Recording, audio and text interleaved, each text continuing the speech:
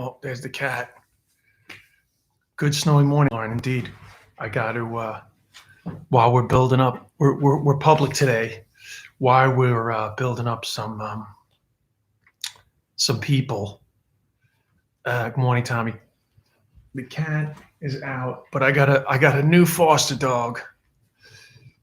Oh, you got a foot? Well, we're full blizzard here right now. Well, I mean, I guess it's not officially a blizzard, but we definitely have 4 or 5 inches right now.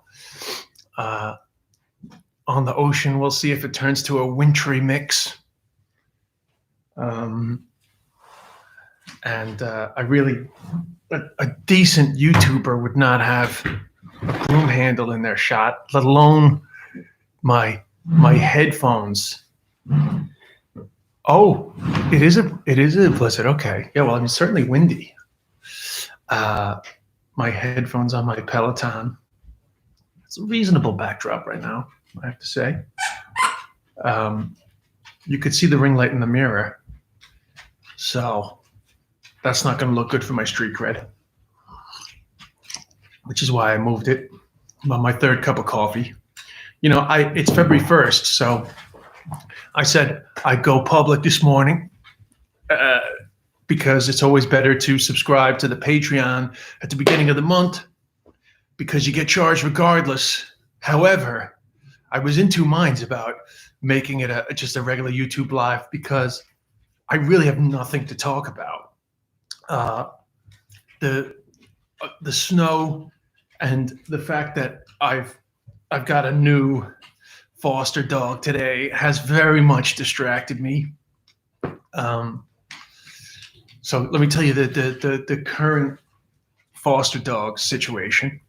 So I can't call her over because she's a nervous dog. But for those that are regulars on the Patreon, you will know that I've had nothing but shy dogs over the last while. But the difference with this shy dog is this one is a pit.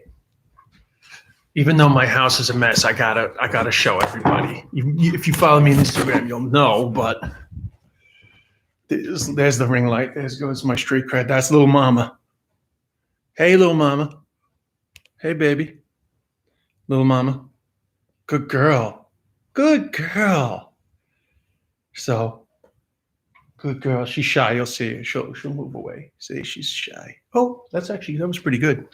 Anyway, that's little mama of the feared pit bull breed. And there's CNBC on in the background because it's Jimmy. 什么时候再来中国呢？Ryan， 我不知道。其实我 Tony Chou， 我操 ，Tony Chou 在看我，我天哪，哇 ，Hey， so this is the fun thing about being on a proper live. Tony.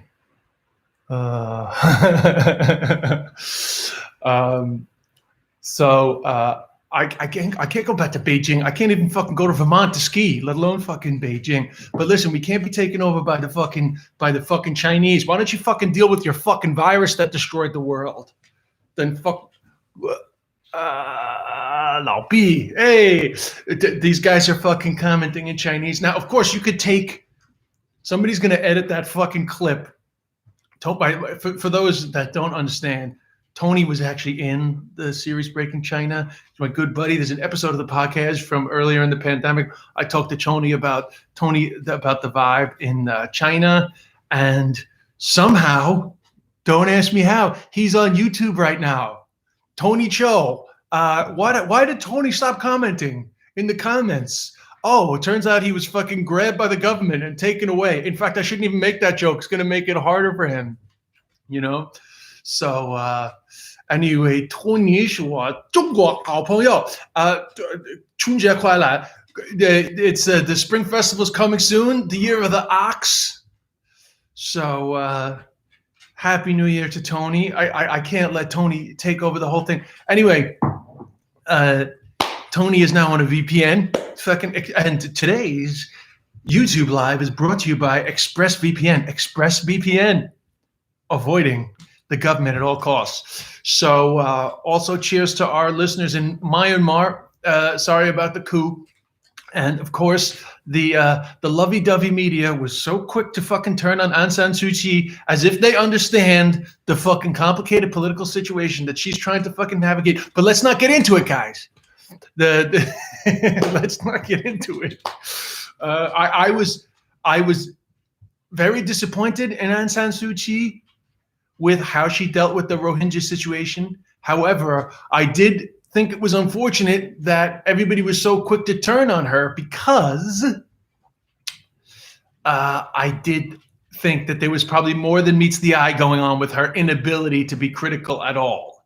And I feel that my suspicions were warranted, because now they've had a military coup. But listen, I'm trying to get people to subscribe to this Patreon, and right now it's not a fucking fun Patreon, because we don't normally talk about the geopolitical situation in Myanmar or Myanmar, formerly known as Burma. You know, the country formerly known as Burma. So honestly, we have more fun on this podcast than talking about Aung San Suu Kyi. I'm aware that we lost followers as they went to fucking Google who Aung San Suu Kyi was, but here we are. We're back. Ashley's one of our regulars. We got Tommy and Lauren, our regulars. Do we have Elaine, our regular? I'm not so sure. But and then we got some new faces. We got Ryan Lee. We got Muay Thai 23, Howard 3. You know, we got more YouTubey names. You know, and then eventually we'll get my Reddit brothers as we drive Jimmy to the moon. There's Elaine. So we got a bigger crew than normal. It won't be in Chinese, but we do have Tony Show. I wish I could actually bring him on to the chat and talk about the good old days of our time doing comedy in China. But I don't want to be the last recording of Tony Cho before he gets nabbed by the government for being on a VPN. So anyway, as I was saying, new foster dog. So I was very distracted. I didn't know what I was going to talk about today. Nina was not adopted. So the shelter wanted Nina back because they want to get her into a different foster home, because she's so shy that they want to get her into as many new situations as possible. But they also wanted a couple of days with Nina at the shelter because, she's good with other dogs in the play group, and they just want to change it up for her, because at the end of the day, just trying to make her the best dog possible. And she was like chronically shy, and she progressed a lot with us, but she did literally just stay on the couch all day, so she had come quite far with us, but they want to sort of change it up for her again. They feel it's more benefit than her just staying in the situation that she got comfortable in. So they gave us Little Mama. Little Mama's a female pit that was in a basement for 5 years, well, for 4 years. And then she's been at Islip Animal Shelter for the last year. I see on their Instagram that she was adopted in November and returned, which is always fucking freaky when you're fostering a pit bull, right? Because you just know, why was she returned, right? And even though I know the truth and the myth about pits, and I'm not like one of these people that's like Rosie in the garden, fucking pit bulls are perfect. I know what's up with pits, but I also know that it's not as crazy as people say, and I know it's very controversial. And there was a negative article in the New York Times this weekend about pits because a loose pit attacked this other woman's dog, and she wrote this article about her conflicted emotions about it. And there was 2,700 comments on this fucking article, and the majority of them were basically saying ban pits, euthanize pits, very negative against pits. And I know that. I know all the stats about pits, so I get it. But it's impossible to completely clear your mind of pit fear when a pit that wasn't adopted for a year but was adopted once and returned. You go, well, what the fuck's going on? But these people returned her because she was too shy. And she is very shy. So we have her for probably a week, to just give her a break from the shelter and also just get her comfortable in the home. I'm not sure if it was good or bad that we had her for like whatever it was, 8 hours. And then her second 3, yes, Howard. I mean, yeah, it's true. Bad owners, so anyway, let me just finish this thought, and then I want to talk a little bit about that. So I'm not sure if it was good or bad that, like, whatever. She had a lot of walks. She peed twice in the house, but it didn't feel like not housebroken pee. It felt like nervous pee. She's pacing. Oh, good girl. She came over to me there. So she's peed twice, but she hasn't peed since. And like, she didn't pee. I didn't crate her last night because I was too lazy to fucking crate her. But I gave her her own bedroom, and she didn't pee or poop in the room. So Hannah's awake. What the fuck is going on? Hannah, are you awake? Oh my God. She never wakes up at this hour. I just had to pee. Oh, she just had to be. So if you're not a regular Patreon person, that's Some House's Hannah Burner, who just went for a pee. Thank God it was just a pee. She doesn't close the door. So anyway, let me concentrate here.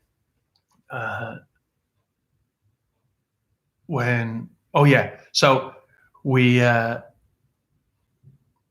her I took her for like at least 6 walks yesterday evening. I just kept walking her.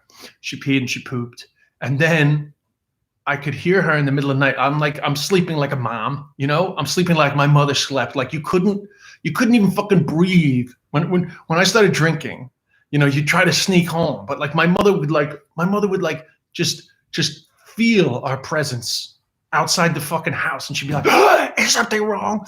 Well, I sleep like that these days, and so the slightest movement in that bedroom last night, I woke up. So at about 2:50 a.m., I went to take her for a fucking walk, and it was blanketed in snow, like already like 2 or 3 inches, whatever, maybe even 4 inches by then. And I was like, is this good or bad that this dog is suddenly now in a winter wonderland? Now, dogs seem to love snow, but I just was kind of thinking, like, this dog is having to deal with so much change that is this too much, It's actually a Giggly Squad mug. So anyway, I woke up, took her for a walk in the middle of the night, but then I went back to bed, and all I could hear was her moving around. I couldn't fucking concentrate. So I will admit that I put the headphones in and I turned on the white noise. And I was like, fuck it. She can tear this room apart. I need some sleep. Good girl. And I woke up this morning and it was fine. She's fine in the room. She didn't pee or poop in the room. We went for our walk, and after this, hopefully she'll go for her poop. She absolutely devours food. So she definitely knows that I'm the food guy. Which brings me to Howard's comment, bad owners, not bad dogs. Yes, it's kind of like, when you actually get into the stats of attacks, like, it's hard not to get a little spooked about pits, okay? And I'm not like one of these, like, pit bull activists who doesn't know the reality of whether or not pits are more prone to attack.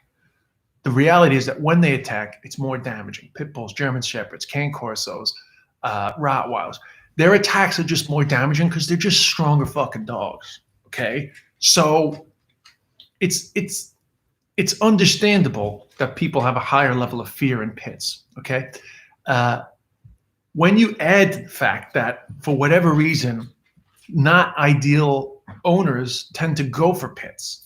Okay, then you have this situation where you got a lot of pits that are like tied up. You got a lot of pits that end up getting loose. I mean, anybody can end up getting a loose dog. Like anyone can end up having a dog get loose. So I'm not saying that, like, if you ever ended up with your dog like getting loose or getting out of the garden, that you're a bad owner. But I'm just saying there's a higher chance with a lot of these pit bull owners. There's a reason why shelters around America are now full of pits. It's because there's this, they're not coming up in ideal scenarios. So the odds are stacked against them in terms of being loose, being angry, being hungry. And this is without even mentioning the fact that some of them are literally trained to fight. And a lot of these attacks, not all of them, but a lot of them are situations where a pit gets loose, attacks somebody's dog, then they try to protect their dog, and then they get bit.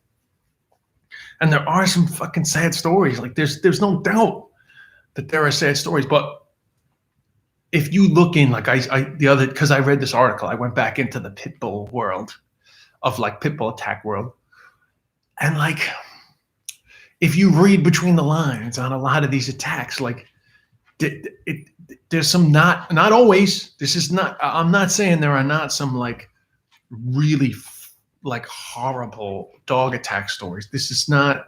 It's a reality. There are dog attacks, but a lot of times when you read into, like really bad dog attack stories, you can read between the lines and see that there's some not ideal home situations going on. I'm not making any judgments about people's home lives, but there's just stuff that is very clear that there might be some neglect involved, stuff like that. So I'm cautious with my words because I'm if anyone has been a victim of a dog, particularly an unprovoked dog attack, I don't want to in any situation say that I feel like you were responsible in any way. That is not what I'm saying. And I also feel that if you're a big dog owner, I don't want to say a pit owner, I want to say a big dog owner, because the one thing you'll notice about dog attack sites is almost like 90% of the time, if there's a breed mentioned, it's a pit bull. And if there's no breed mentioned, you don't know what kind of dog it is.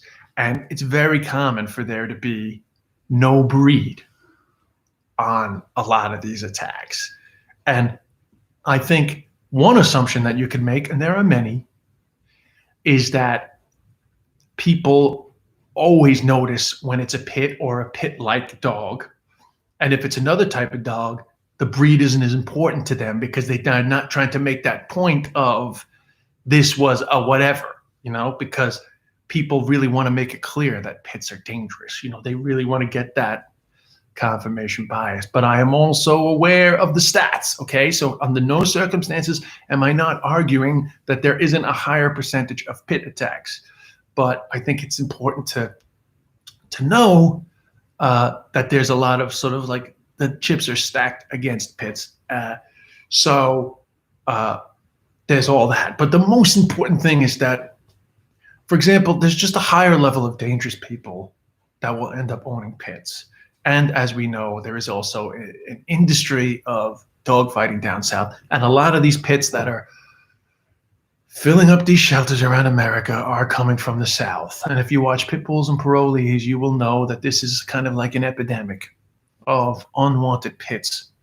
So I try to do my bit, but I am aware as somebody who is fostering pit bulls that I have a ferocious responsibility to, one, make sure that they're never roaming free, to make sure that they're always on the leash, to constantly work on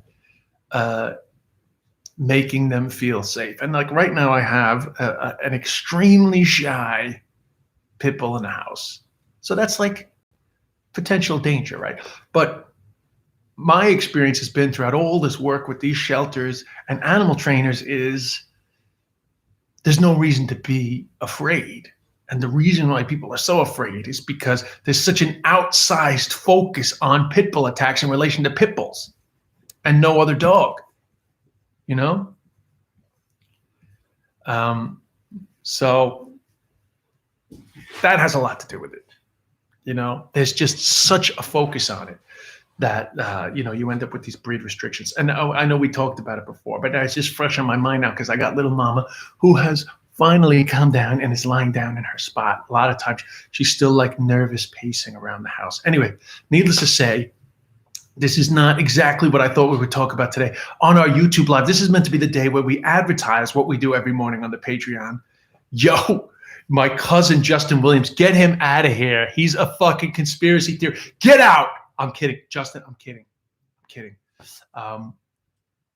So coincidentally enough, my cousin Justin actually has a pit, Mia, who he got as a pup, and Justin, for you've come in late, but I have actually I thought about Mia this morning because I have a 5-year-old female pit who's black and white like Mia, but this one looks a lot more like a cow, and I was wondering, like, you never know, she could have came from the same litter as Mia. This one came out of the Islip Animal Shelter.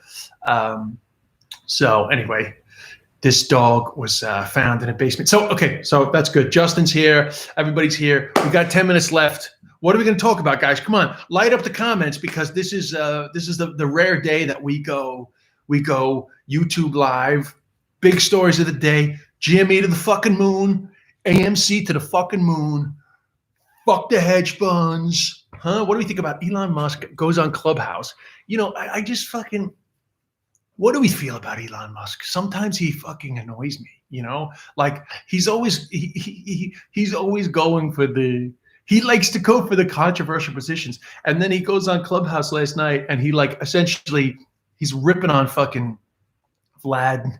He's ripping on Vlad, fucking Robinhood guy, which is totally fine. You know, I feel a little bad for the Robinhood guy because he's really, like, in over his head. He doesn't know what the fuck to do. I said this was the last thing he expected. But in saying that, you know, like, it's very valid to be extremely critical of what he did. Then fucking Elon Musk dips into this whole, like, are there bigger forces at play? So I don't know. I'm gonna be honest with you guys, okay? And I only did it for a laugh. I know that there is inherent danger, but I own I think 7 or 9, I can't remember, I gotta check my phone, GameStop shares, because I just think that this whole thing is fucking hilarious.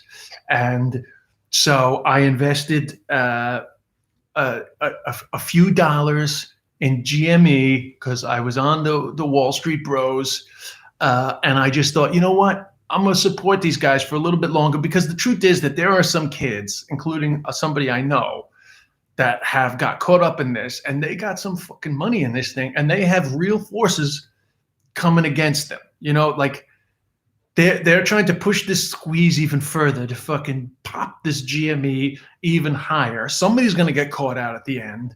But I said, fuck it. I'm going to throw a couple of dollars behind to keep this game going a little bit longer.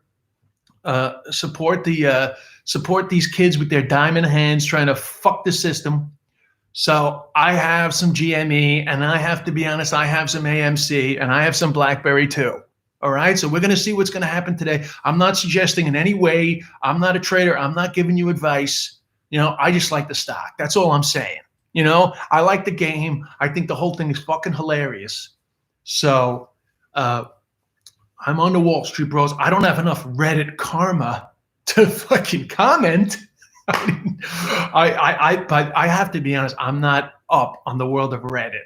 Okay, this is probably what I should have talked about early on, but I'm not up on the world of Reddit, but I've been out there fucking hunting for karma for fucking 3 days, trying to fucking make one comment on fucking WSB to fucking show my support for these fucking lunatics on Reddit. You know, somebody like me is not, like, loving Reddit normally. You know, there's a lot of fucking trolls on Reddit fucking building up their karma, ripping on me.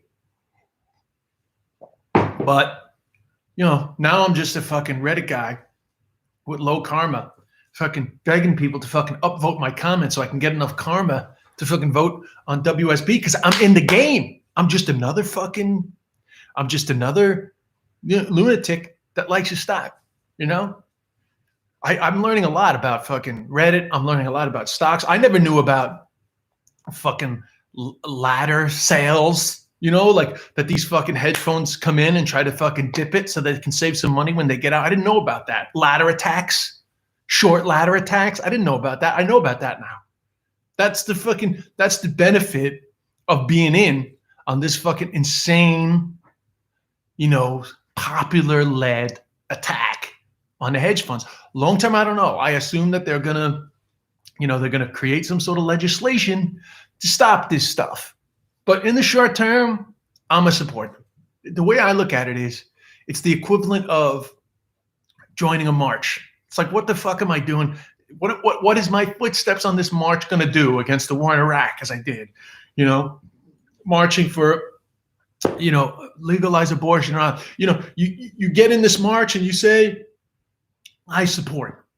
So the way I feel with my purchase of a few GME shares with some disposable income is I'm going to support you guys. If I lose this money, I've literally, I consider it like a donation to young people, young people who, want to fuck the system. And I'm aware that there's probably some fucking dicks in there. There's certainly some what I would consider problematic behavior in the subreddit, Wall Street Bros. The fact that they call themselves the R word, all that stuff is not ideal. It's going to stop me being able to share a lot of these comments.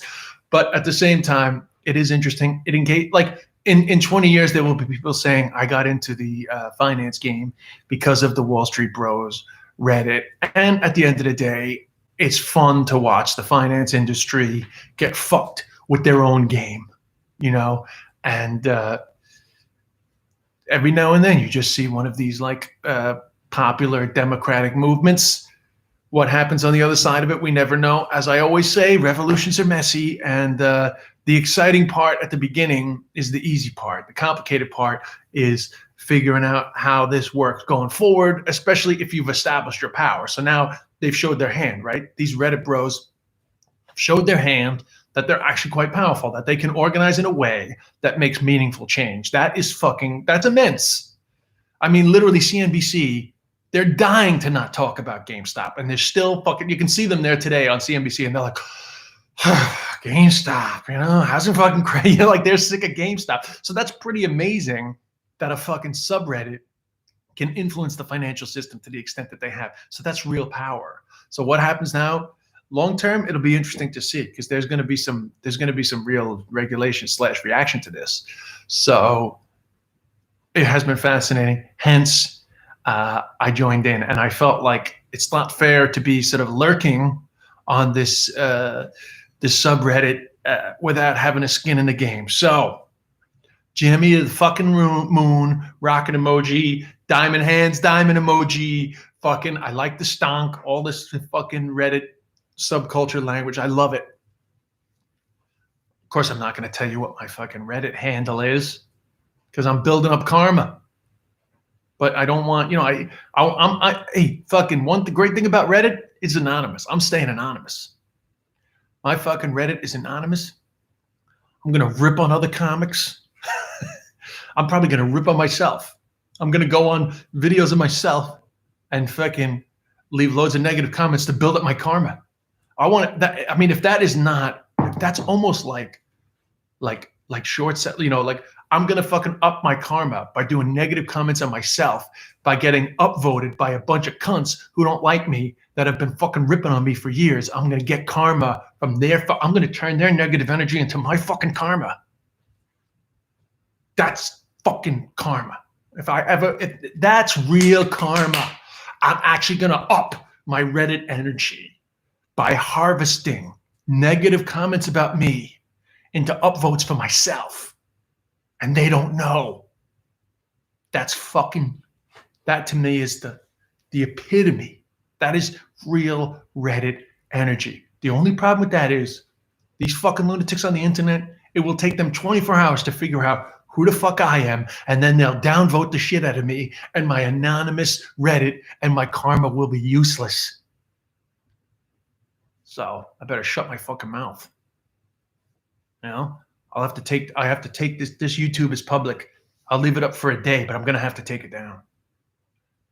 Because already these fucking lunatics on Reddit will be figuring out, and I'll be fucking downvoted to hell. And my karmic revolution will have blown up in my face. Because you don't fuck with these guys. That's what I'm saying. If Wall Street Bros can take down the fucking financial system, they certainly can figure out what my fucking Reddit handle is and downvote the fuck out of me. Who am I? I'm no fucking Melvin Capital. I'm no Citadel. I'm just a R word who likes the stock. That's all I am. So that's it, guys. We're having the crack.